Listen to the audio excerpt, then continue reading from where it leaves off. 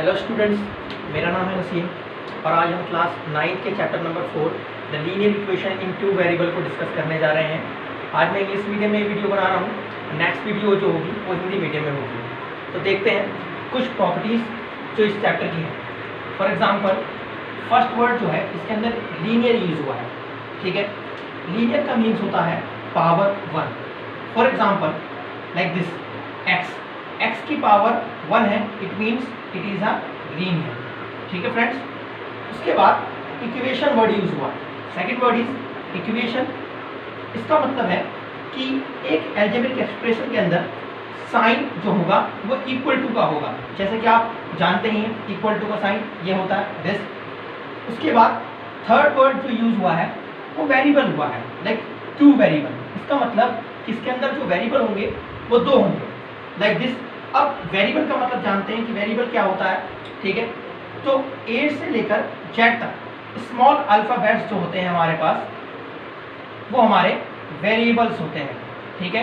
Like this x हमारा variable है, Y हमारा वेरिएबल है, ई हमारा वेरिएबल है, एफ हमारा वेरिएबल है, एच हमारा वेरिएबल है। तो कहने का मतलब सिर्फ इतना है कि ए से लेकर जेड तक स्मॉल अल्फाबेट्स को वेरिएबल कहा जाता है। मोस्टली स्मॉल अल्फाबेट्स ही यूज होते हैं वेरिएबल की फॉर्म में।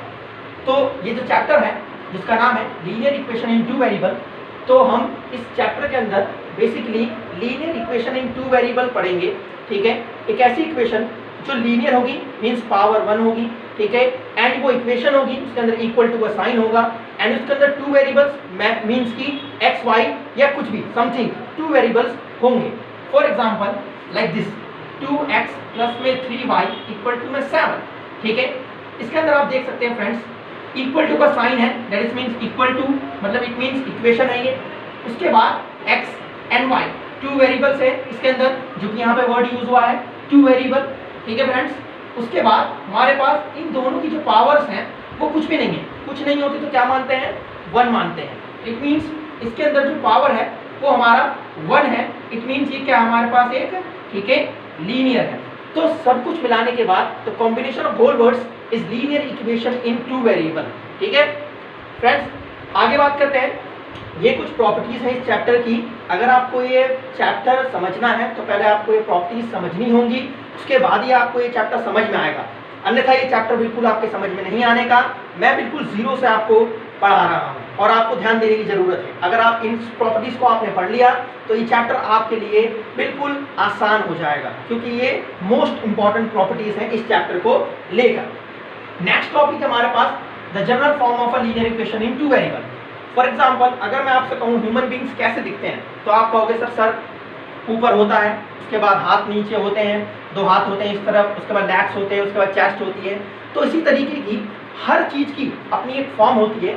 इसी प्रकार से linear equation in two variable की भी एक अपनी एक फॉर्म होती है, उसको हम कहते हैं the general form of a linear equation in two variable. अगर किसी भी चीज की मैं कह दूं अगर टेबल कैसा होता है, आप कहोगे सर उसके 4 लेग्स होते हैं, ऊपर शीट होती है बैठने के लिए। इसी प्रकार से लीनियर इक्वेशन इन जो टू वेरिएबल्स होते हैं इनकी भी एक जनरल फॉर्म होती है, और वो जनरल फॉर्म फ्रेंड्स कुछ इस प्रकार है।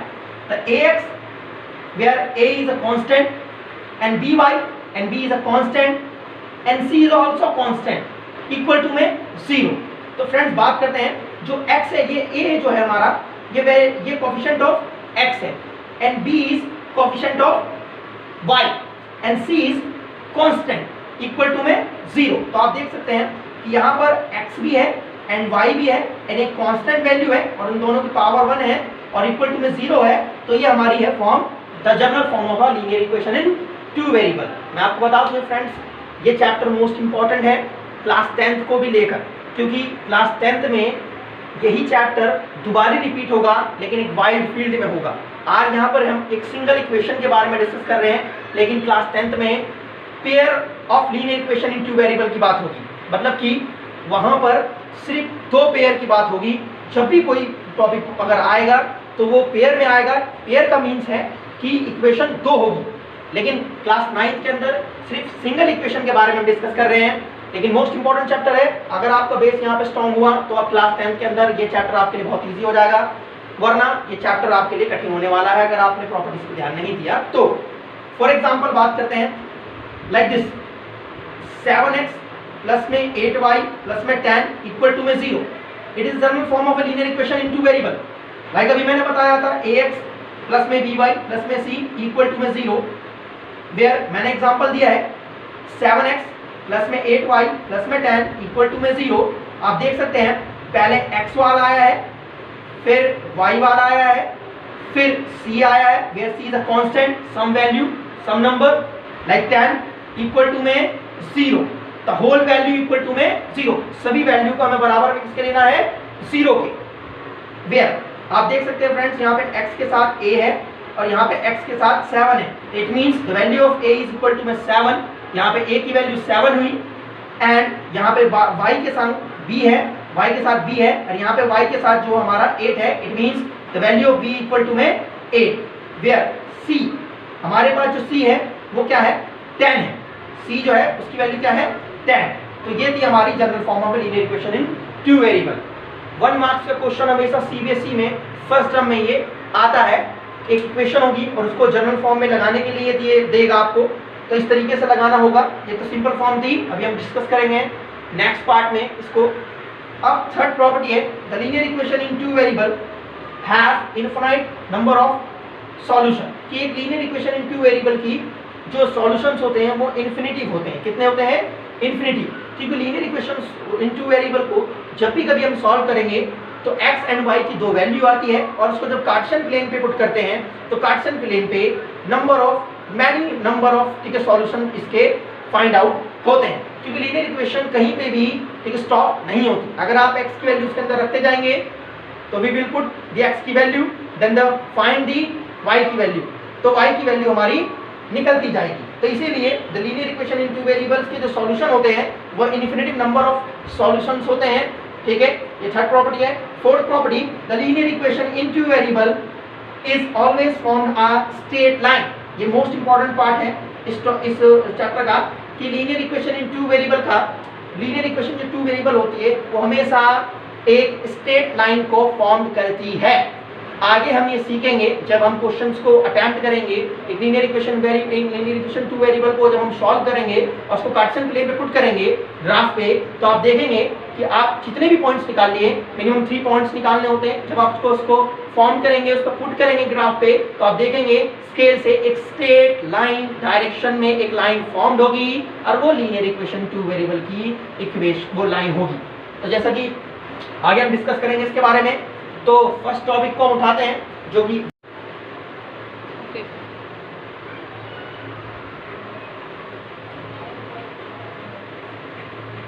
तो स्टूडेंट्स हमारे पास जर्नल फॉर्म में कन्वर्ट करने के लिए कुछ क्वेश्चंस हैं, like some questions on general form of a linear equation in two variable.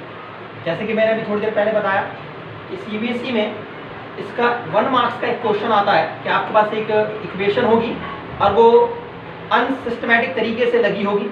आप उसको क्या करोगे, जर्नल फॉर्म में कन्वर्ट करोगे कि 1 बाय 1 स्टेप तरीके से। तो वो जर्नल फॉर्म आप सभी जानते हैं। लीनियर इक्वेशन टू वेरिएबल की जर्नल फॉर्म क्या होती है, ax प्लस में by प्लस में c इक्वल टू में 0। तो कहने का मतलब ये है कि पहले x आना चाहिए, फिर y आना चाहिए, फिर c means some value, some constant, उसके बाद इक्वल टू में 0। स्टूडेंट्स ये बात याद रखना कि जितनी भी वैल्यू है वो सारी इक्वल टू में होनी चाहिए। इक्वल टू के राइट हैंड साइड में हमेशा 0 होना चाहिए और सारी value, all values left side में होनी चाहिए। तो हमें क्वेश्चन से समझते हैं और ये एग्जाम में आता है, आपको मैं बता दूं। ax, ये फॉर एग्जांपल क्वेश्चन हमारे पास 2x प्लस में 7 इक्वल टू में 10y। तो आप देख सकते हैं यहाँ पर कि अगर हम जनरल फॉर्म से इसकी कंपैरिजन करें तो ax पहले x है, उसके बाद y है, फिर c है, इक्वल टू में 0। तो कहने का मतलब ये है कि पहले x वाला आना चाहिए, तो पहले x लेंगे हम 2x, जैसा कि पहले से ही सिस्टमैटिक तरीके से लगा हुआ है। उसके बाद by आना चाहिए, लेकिन by मीन्स y की जो वैल्यू है वो 10y जो है वो इक्वल टू उधर है, तो हमें इधर लाना है।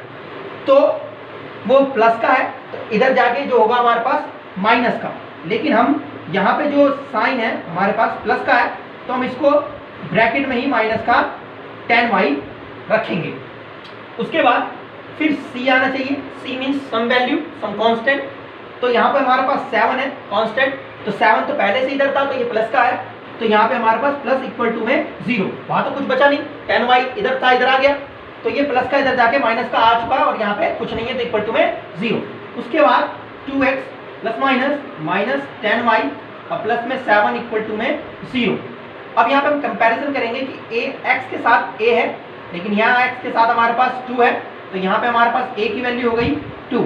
अगेन x के साथ यहाँ पर a है, इट मीन्स यहाँ पे x के साथ 2 है, इट मीन्स a की वैल्यू 2 हो गई, कोमा यहाँ पे y के साथ y के संग b है, यहाँ पे y के संग माइनस का 10 है, इट मीन्स b की वैल्यू माइनस का 10 हो गई, कोमा उसके बाद c जो है हमारे पास, c means constant, constant mean some value, some number, तो यहाँ पे जो c की वैल्यू है वो हमारे पास इक्वल टू में 7।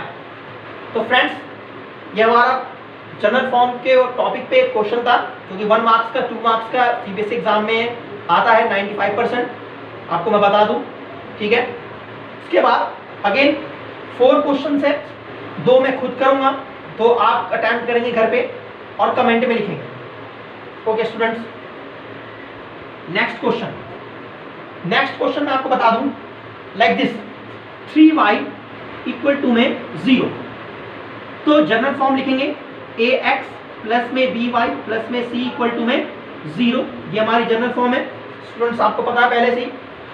तो कंपैरिजन करते हैं, फर्स्ट हमारा x आना चाहिए, लेकिन आप देखेंगे स्टूडेंट्स इक्वेशन के अंदर x है ही नहीं, x की वैल्यू ही नहीं है।